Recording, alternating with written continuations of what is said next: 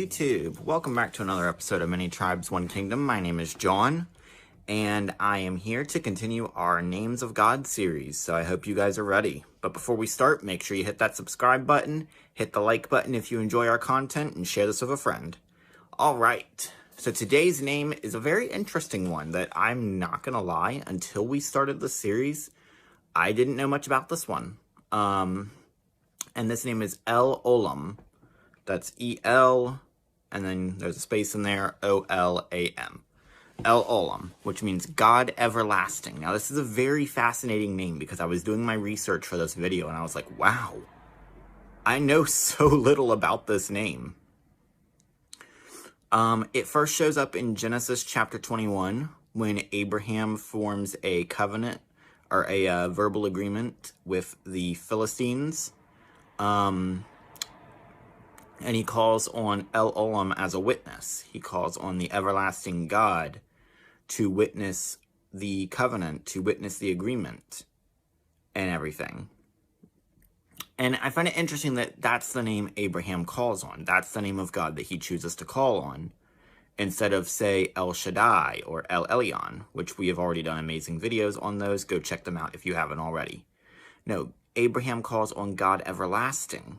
And why does he do that? Well, because God had already made a covenant with Abraham.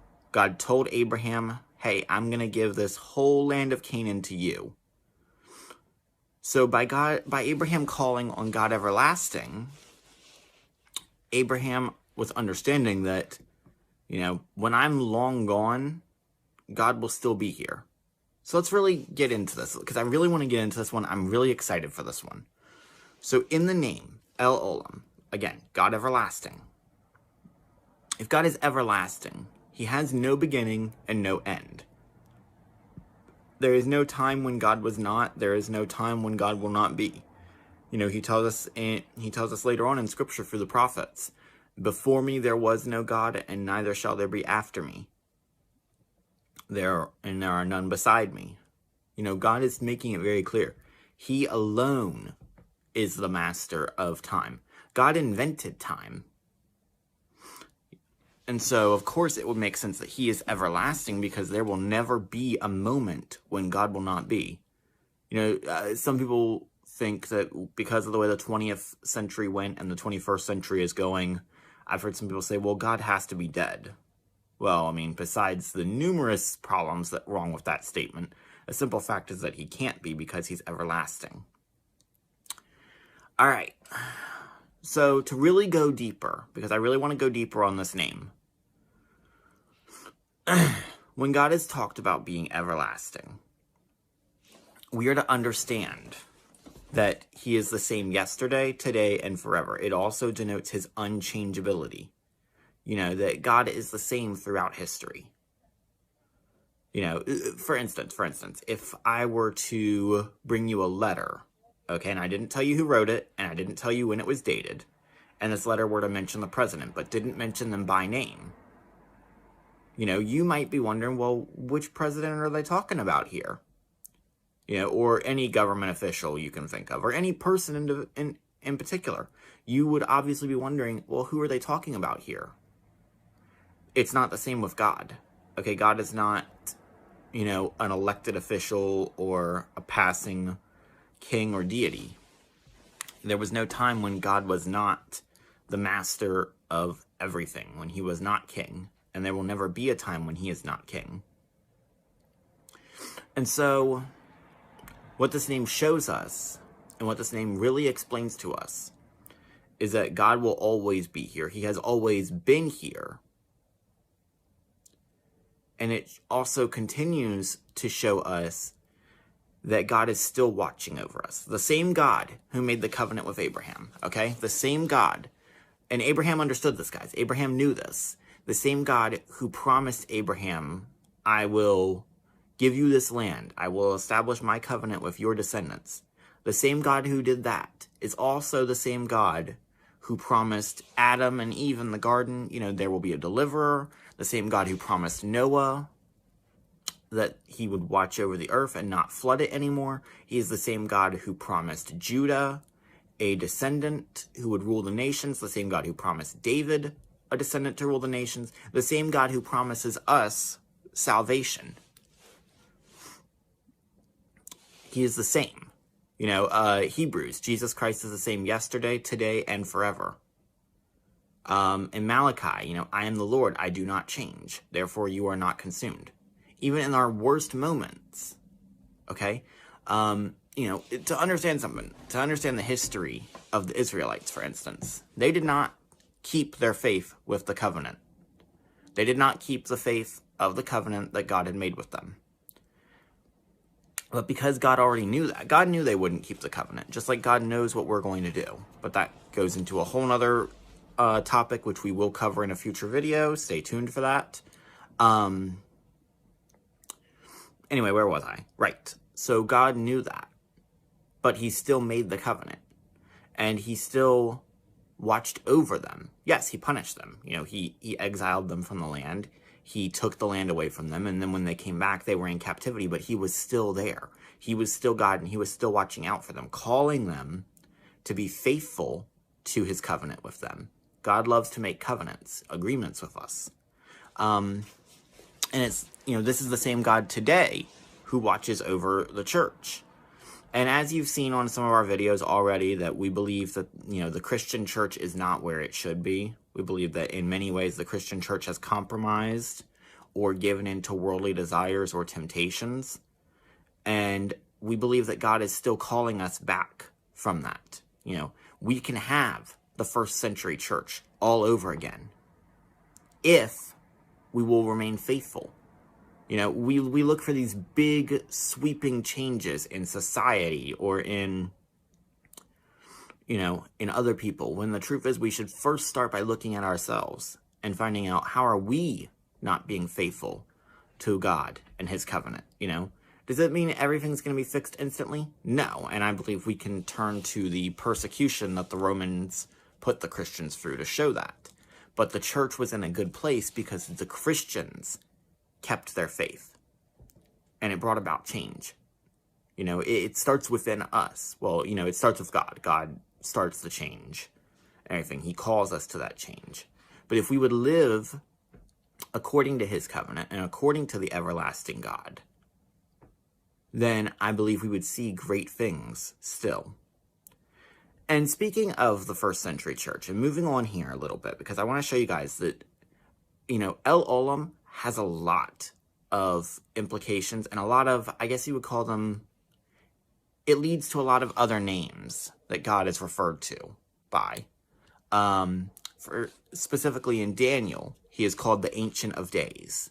And what does that mean? Well, that means that by Daniel's time, Daniel was around in the reign of King Nebuchadnezzar all the way through, was it Cyrus or Darius? I think it was Darius. I don't remember off the top of my head, guys. I do apologize. Anyway, so for Daniel to call God the Ancient of Days, that means that by his time, this God had already been around for so long that by his by Daniel's standards, God could be considered ancient. Daniel understood that the Ancient of Days, he was the God of ancient days. And it's the same for us. He is still the Ancient of Days. He is still the God of ancient days. The God who was God all the way back in the garden and before then. Even before creation, he was God. All right, that's one thing. Now another one, and this one's really cool. So if we can turn to Revelation, and we read through Revelation, and honestly, if you're a Christian, read Revelation. If you haven't read it yet, I know some people who are afraid of it. We'll cover that later on too, but real fast, just read Revelation. Now, something that Jesus says, he says, I am the Alpha and the Omega, the beginning and the end, the first and the last. Well, what does that mean? Well, Alpha and Omega, these were, the New Testament was written in Greek. Why did I say Greece? I do not know. The New Testament was written in Greek, and Alpha and Omega are two of the Greek letters, Alpha being the first, Omega being the last. So to translate that into what we would understand is A and Z. And he encompasses everything in between. So, you can't do writing without, you You can't come up with letters outside of A and Z. Every letter is held between those two. And same in Greek. Every letter was held between alpha and omega. Same that you cannot come up with anything outside of God. You know, the beginning and the end. He was the beginning. You know, there was no beginning outside of God. No Big Bang, no evolution, none of this, you know, none of this junk, this pagan junk that is so prevalent today, you know. None of this Greek stuff, none of this Hindu stuff, none of this junk. You know, he's the beginning and the end. What does that mean? Well, that means, you know, he was the beginning. He started everything, and it means he is the end. Not he will be the end. He is the end. When the world ends, you know, we think of time as a line because that's how we perceive it. But to God, it's not. You know, God is outside of time. He is beyond time. And he will end it. You know, there will be an end, and Jesus is that end. Just as he spoke and the world was created, he will speak, and this present world will be destroyed. The first and the last. Well, again, he repeats this 3 times, and I think the reason he does this is to really get that point across.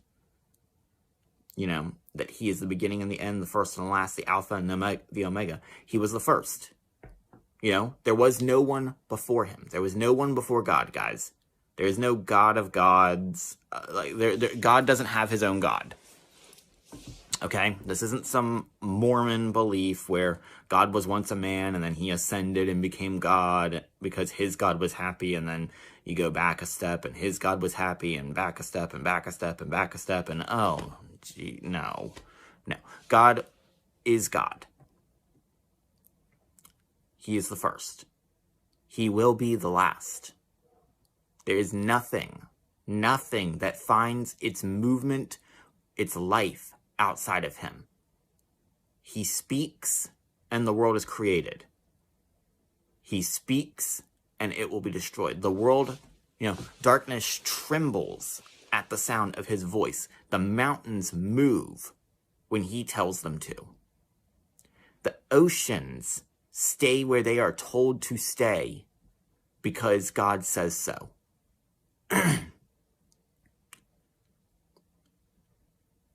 And going back to everything, El Olam, God everlasting, really shows us that how beyond everything God is. We saw how powerful God is when we looked at the name El Shaddai. We saw how holy God is when we looked at the name El Elyon. We saw how majestic God is when we looked at the name Elohim. And now we see how above, how beyond, and how present God is when we look at El Olam. God is still here, guys. Okay, he didn't, there's this idea that some people hold that God wound the universe up and then stepped back. And then just doesn't pay attention to it, or just watches, but doesn't intervene. Guys, God is still here. I believe we can still have interactions with the deity today. Now, don't hear what I'm not saying, and if you want to know what I'm saying, just be patient, because I will get to it in another video, but that's not what this one's about. This one's about El Olam. So, God being the everlasting God shows us how beyond all of it he is. You know, I want to really give you guys an illustration of this. So those of you who know me know I've traveled a good bit. Well, not a good bit, but I've traveled a few times. And I can think of when I was in Romania and there were these huge mountains that we got to see. Or when I was in Ireland and we saw Giant's Causeway. Or, well, Northern Ireland. Or when I was in Scotland and we saw Loch Lomond. You know, these things that were so expansive to someone like me. So beyond, so huge to someone like me. But God remembers when they were made. God was the one who called the earth and the waters into being. And going back to when he's called the Ancient of Days, that shows us that even when these were new, Even when Giant's Causeway, when Loch Lomond, when, the mountains of Eastern Europe, even when these were new to God, God was still, at that time, the Ancient of Days. All right, that's really all I have for you guys. I want to thank you so much for sticking with me. I know I went off on a few tangents here and got a little sidetracked with a few things I said. And I do apologize for that, but I think that's really all I have for you guys. I hope you enjoyed this. Make sure you subscribe, guys, because we're drawing to a close on the Names of God series for now. I do believe there are plenty more to come, though. Trust me. And I'm going to go ahead and say I'll probably end up making a part 2 for El Olam. I can't promise when it will be, but I will be probably doing that. So make sure you subscribe for that. Hit that like button if you enjoyed this content. Let's try and get the video a few likes. Let's see if we can add a few more subscribers to the channel. Go ahead and ring the bell if you're new and share this video with your friends, your family, and even your enemies, guys, especially your enemies. And I hope you guys enjoyed this. Have a great day and God bless you.